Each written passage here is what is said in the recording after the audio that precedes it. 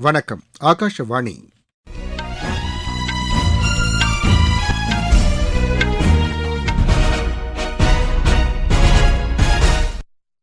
செய்திகள் வாசிப்பவர் ரெங்கநாதன். தலைப்புச் செய்திகள். தேசிய சிறார் விருதுகளை 17 குழந்தைகளுக்கு குடியரசுத் தலைவர் திருமதி திரௌபதி முர்மு இன்று புதுதில்லியில் வழங்குகிறார். விவசாயிகளின் நலன்களை பாதுகாக்கும் வகையில் வேளாண் துறையில் கூடுதல் ஆராய்ச்சிகள் மேற்கொள்ளப்பட வேண்டும் என்று குடியரசு துணைத் தலைவர் திரு ஜெக்தீப் தங்கர் வலியுறுத்தியுள்ளார். தொழிலாளர் வருங்கால வைப்பு நிதியில் கடந்த அக்டோபர் மாதத்தில் 7,50,000 புதிய உறுப்பினர்கள் இணைந்துள்ளதாக மத்திய அரசு தெரிவித்துள்ளது. பிரபல மலையாள எழுத்தாளரும் திரைப்பட இயக்குநருமான MT வாசுதேவநாயர் நேற்று காலமானார். ஆசிய இளையோர் பளுதூக்கும் சாம்பியன் போட்டியில் இந்தியா 7 தங்கப்பதக்கம் உட்பட மொத்தம் 33 பதக்கங்களை வென்றது. இனி விரிவான செய்திகள். பல்வேறு பிரிவுகளில் சாதனை படைத்ததற்காக பிரதமரின் தேசிய சிறார் விருதுகளை 17 குழந்தைகளுக்கு குடியரசுத் தலைவர் திருமதி திரௌபதி முர்மு இன்று புதுதில்லியில் வழங்குகிறார்.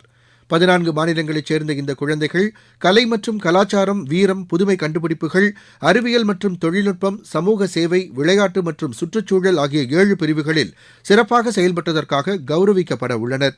விருது பெறும் ஒவ்வொருவருக்கும் பதக்கத்தையும் சான்றிதழையும் குடியரசுத் தலைவர் வழங்க உள்ளார். விவசாயிகளின் நலன்களை பாதுகாக்கும் வகையில் வேளாண் துறையில் கூடுதல் ஆராய்ச்சிகள் மேற்கொள்ளப்பட வேண்டும் என்று குடியரசு துணைத் தலைவர் திரு ஜெக்தீப் தங்கர் வலியுறுத்தியுள்ளார். தெலங்கானா மாநிலத்தில் மேடக் மாவட்டத்தில் நிகழ்ச்சி ஒன்றில் பேசிய அவர், விவசாயிகளும் ராணுவ வீரர்களும் மகிழ்ச்சியுடன் இருக்கும் வகையில் அவர்களின் பிரச்சினைகளுக்கு தீர்வு காண்பது நமது முக்கிய கடமை என்று கூறினார். விவசாயிகளின் நலனுக்கான முறையை உருவாக்குமாறு அரசையும் ஆராய்ச்சி நிறுவனங்களையும் விஞ்ஞானிகளையும் அவர் கேட்டுக் கொண்டார். நாட்டின் பொருளாதாரத்திற்கு முக்கிய பங்களிக்கும் விவசாயிகள் மீதும் அவர்களது குடும்பத்தினர் மீதும் அக்கறை கொள்ள வேண்டும் என்றும் அவர் தெரிவித்தார். இயற்கை விவசாயத்தில் ஈடுபட்ட விவசாயிகளுடன் திரு ஜெக்தீப் தங்கர் உரையாடினார். குழந்தைகளை கௌரவிக்கும் வகையிலான வீரமிக்க சிறார் தின நிகழ்ச்சியில் பிரதமர் திரு நரேந்திர மோடி இன்று பங்கேற்கிறார்.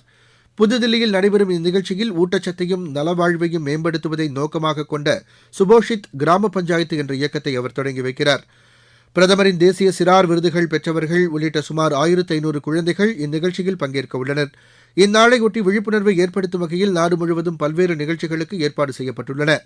மை கவ், மை பாரத் இணையதளங்கள் மூலம் வினாடி வினா உள்ளிட்ட போட்டிகளும் நடைபெறவுள்ளன. பள்ளிகள், குழந்தைகள் பராமரிப்பு மையங்கள் மற்றும் அங்கன்வாடி மையங்களில் கதை கூறுதல், எழுதுதல் போன்ற போட்டிகளுக்கும் ஏற்பாடு செய்யப்பட்டுள்ளதாக எமது செய்தியாளர் தெரிவிக்கிறார். தொழிலாளர் வருங்கால வைப்பு நிதியில் கடந்த அக்டோபர் மாதத்தில் 7,50,000 புதிய உறுப்பினர்கள் இணைந்துள்ளதாக தொழிலாளர் நல அமைச்சகம் தெரிவித்துள்ளது. இதன் மூலம் 13,41,000 பேர் இதில் உறுப்பினர்களாக உள்ளனர். தேசப்பிதா மகாத்மா காந்தி 1924ஆம் ஆண்டு பெலகாவியில் நடைபெற்ற காங்கிரஸ் மாநாட்டில் தலைமை வகித்ததன் 100ஆம் ஆண்டு விழாவை அக்கட்சி இன்று கொண்டாடவுள்ளது. பெலகாவியில் இன்று முதல் 2 நாட்கள் காங்கிரஸ் மாநாடு, மகாத்மா காந்தி சிலை திறப்பு உள்ளிட்ட நிகழ்ச்சிகள் நடைபெறவுள்ளன. காங்கிரஸ் தலைவர் திரு மல்லிகார்ஜுன கார்கே உள்ளிட்ட தலைவர்கள் இதில் பங்கேற்க உள்ளனர்.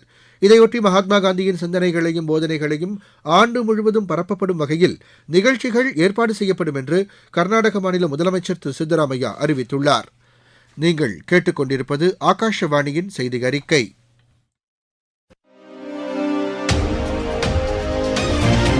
மூன்றாம் முறை மோடி அரசின் முதல் 100 நாள் சாதனைகள். மத்திய அரசு பணியிடங்களில் 15,000 பேர் நியமனம். மருத்துவ படிப்புகளுக்கு புதிதாக 75,000 இடங்கள் உருவாக்கம்.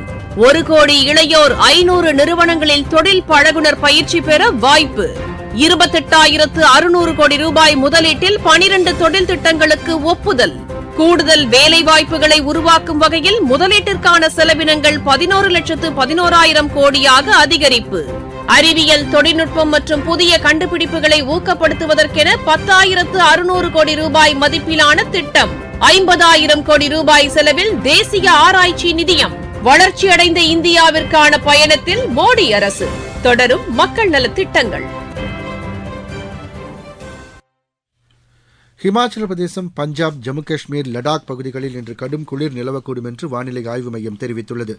ஹிமாச்சல பிரதேசம், பஞ்சாப், ஹரியானா, தில்லி, உத்தரப்பிரதேசம், பீகார், ஒடிசா, அசாம், மேகாலயா, ராஜஸ்தான் மாநிலங்களில் அடுத்த 4 நாட்களுக்கு இரவு மற்றும் காலை நேரங்களில் பனிமூட்டம் நிலவக்கூடும் என்று அந்த மையம் தெரிவித்துள்ளது. மகாராஷ்டிராவின் மத்திய பகுதி, சத்தீஸ்கர், குஜராத் மாநிலங்களில் அடுத்த 3 நாட்களுக்கு மிதமான மழை பெய்யக்கூடும் என்றும் வானிலை ஆய்வு மையம் அறிவித்துள்ளது. பிரபல மலையாள எழுத்தாளரும் திரைப்பட இயக்குநருமான MT வாசுதேவநாயர் நேற்று காலமானார். அவருக்கு வயது 91. உடல்நலக் குறைவு காரணமாக கோழிக்கோடு மருத்துவமனையில் அனுமதிக்கப்பட்டிருந்த அவர் சிகிச்சை பலனின்றி நேற்றிரவு உயிரிழந்தார். மலையாள மொழி இலக்கிய படைப்பிலும் திரைப்படத் துறையிலும் அவர் சிறந்து விளங்கினார். சிறந்த கதாசிரியராகவும் அவர் திகழ்ந்தார். அவரது படைப்புகள் பல்வேறு மொழிகளில் மொழிபெயர்ப்பு செய்யப்பட்டுள்ளன. 2005ஆம் ஆண்டு ஞானபீட விருது பெற்ற அவர் பத்மபூஷன், கேரள ஜோதி, கேரள சாகித்ய அகாடமி உள்ளிட்ட ஏராளமான விருதுகளை வென்றுள்ளார். மலையாள திரைப்படத் துறையில் வாழ்நாள் சாதனையாளர் விருதையும் MT வாசுதேவ நாயர் பெற்றுள்ளார். 2030ஆம் ஆண்டிற்குள் மலேரியாவை முற்றிலும் ஒழிக்க வேண்டும் என்ற இலக்கை நிறைவேற்றுவதில் உறுதிபூண்டுள்ளதாக மத்திய சுகாதார அமைச்சகம் தெரிவித்துள்ளது. இதுகுறித்து அமைச்சகம் வெளியிட்டுள்ள அறிக்கையில் மலேரியா நோய் ஒழிப்பில் இந்தியா முன்னேற்றம் அடைந்துள்ளதாக கூறியுள்ளது. நாடு சுதந்திரம் அடைந்த காலகட்டத்தில் ஆண்டுதோறும் 7.5 கோடி பேர் இந்நோயால் பாதிக்கப்பட்டு 8 லட்சம் பேர் உயிரிழந்தனர். இந்நிலையில் கடந்த ஆண்டில் மலேரியாவால் பாதிக்கப்பட்டோரின் எண்ணிக்கை 20 லட்சமாகவும் உயிரிழந்தோர் எண்ணிக்கை 83ஆகவும் குறைந்துள்ளதாக அந்த அறிக்கையில் தெரிவிக்கப்பட்டுள்ளது. கடந்த ஆண்டில் நாட்டில் 122 மாவட்டங்களில் மலேரியாவால் யாரும் பாதிக்கப்படவில்லை என்றும் தெரிவிக்கப்பட்டுள்ளது. இதன் மூலம் நாட்டில் மலேரியா இல்லாத சூழல் உருவாக வாய்ப்புள்ளதாகவும் மத்திய சுகாதார அமைச்சகம் குறிப்பிட்டுள்ளது. கடந்த நிதியாண்டில் 18.89 மில்லியன் சர்வதேச சுற்றுலாப் பயணிகள் இந்தியா வந்துள்ளதாக மத்திய சுற்றுலா அமைச்சகம் தெரிவித்துள்ளது. இதன் மூலம் அந்நிய செலாவணி வருவாய் 2,31,927 கோடி ரூபாயாக அதிகரித்துள்ளதாகவும் அது கூறியுள்ளது. அத்துடன் 2,509 மில்லியன் உள்நாட்டு சுற்றுலாப் பயணிகள் மூலமும் வருவாய் கிடைத்துள்ளதாக தெரிவிக்கப்பட்டுள்ளது. 23 மாநிலங்களில் தனித்துவமிக்க சுற்றுலா மையங்களை உலகளாவிய சுற்றுலா மையங்களாக மேம்படுத்தும் நோக்கில் 3,295 கோடி ரூபாய் நிதி வழங்க ஒப்புதல் அளிக்கப்பட்டுள்ளதையும் சுற்றுலா அமைச்சகம் சுட்டிக்காட்டியுள்ளது. 15வது நிதிக்குழு பரிந்துரையின்படி ராஜஸ்தான் கிராமப்புற உள்ளாட்சி அமைப்பிற்கு 614 கோடி ரூபாயையும், ஒடிசா கிராமப்புற உள்ளாட்சி அமைப்பிற்கு 455 கோடி ரூபாயையும் மத்திய அரசு விடுவித்துள்ளது. ராஜஸ்தானுக்கு இந்த தொகை 10,105 தகுதி வாய்ந்த கிராம ஊராட்சிகள், 315 தகுதி வாய்ந்த வட்டார ஊராட்சிகள், 20 மாவட்ட ஊராட்சிகளுக்கு வழங்கப்படும். ஒடிசாவில் 6,794 கிராம பஞ்சாயத்துகள், 314 வட்டார பஞ்சாயத்துகள், 30 மாவட்ட ஊராட்சிகளுக்கு வழங்கப்படும். பீகார் மாநிலம் முசாஃபர் நகரில் சட்டவிரோதமாக வெளிநாட்டு சிகரெட்டுகளை வைத்திருந்த 2 நபர்களை வருவாய் புலனாய்வுத் துறையினர் கைது செய்தனர். அவர்களிடமிருந்து 1,50 கோடி ரூபாய் மதிப்பிலான சிகரெட்டுகள் கைப்பற்றப்பட்டது. மியான்மரிலிருந்து இது கடத்தி வரப்பட்டதாக காவல்துறையினர் தெரிவித்தனர். மூங்கில் கட்டுகள் சுற்றி பெட்டகத்தில் வைத்து அருணாச்சல பிரதேச எல்லை வழியாக இந்த சிகரெட்டுகள் கடத்தி வரப்பட்டதாக அவர்கள் மேலும் தெரிவித்தனர். மகளிர் பாதுகாப்பில் ஆளும் திமுக அரசு அக்கறை கொண்டுள்ளதாக மாநில உயர்கல்வித்துறை அமைச்சர் திரு கோவி செழியன் தெரிவித்துள்ளார்.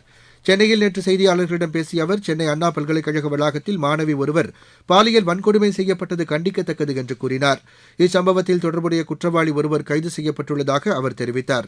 குற்றவாளிக்கு உரிய தண்டனை பெற்றுக் கொடுப்பதற்கான நடவடிக்கைகளை அரசு மேற்கொள்ளும் என்றும் திரு கோவி செழியன் குறிப்பிட்டார். இதற்கிடையே இச்சம்பவத்திற்கு பிஜேபி மாநில தலைவர் திரு அண்ணாமலை கண்டனம் தெரிவித்துள்ளார். இதுகுறித்து சமூக வலைதளத்தில் பதிவிட்டுள்ள அவர், இந்த வழக்கில் கைதாகியுள்ள நபர் ஏற்கனவே இதுபோன்ற குற்றங்களில் ஈடுபட்டவர் என்று குறிப்பிட்டுள்ளார்.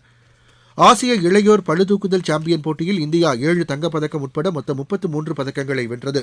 தோஹாவில் நடைபெற்ற இப்போட்டியில் நேற்று மகளிர் 87 கிலோ எடைப்பிரிவில் மார்டினா தேவி மொத்தம் 225 கிலோ எடை தூக்கி வெள்ளிப் பதக்கம் வென்றார். இந்தியாவுக்கு எதிரான 4வது டெஸ்ட் கிரிக்கெட் போட்டியில் ஆஸ்திரேலியா தனது முதல் இன்னிங்ஸில் சற்று முன் வரை ஒரு விக்கெட் இழப்பிற்கு 112 ரன் எடுத்துள்ளது.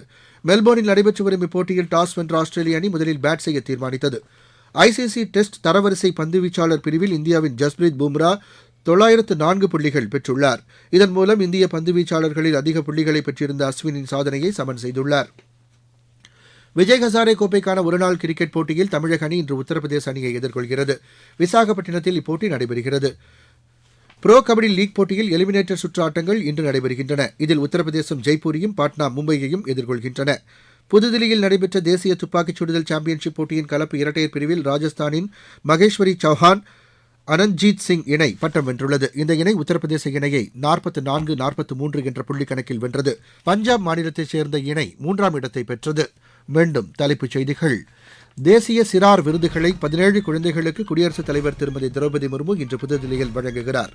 விவசாயிகளின் நலன்களை பாதுகாக்கும் வகையில் வேளாண் துறையில் கூடுதல் ஆராய்ச்சிகள் மேற்கொள்ளப்பட வேண்டும் என்று குடியரசு துணைத் தலைவர் திரு ஜெக்தீப் தங்கர் வலியுறுத்தியுள்ளார். தொழிலாளர் வருங்கால வைப்பு நிதியில் கடந்த அக்டோபர் மாதத்தில் 7,50,000 புதிய உறுப்பினர்கள் இணைந்துள்ளதாக மத்திய அரசு தெரிவித்துள்ளது.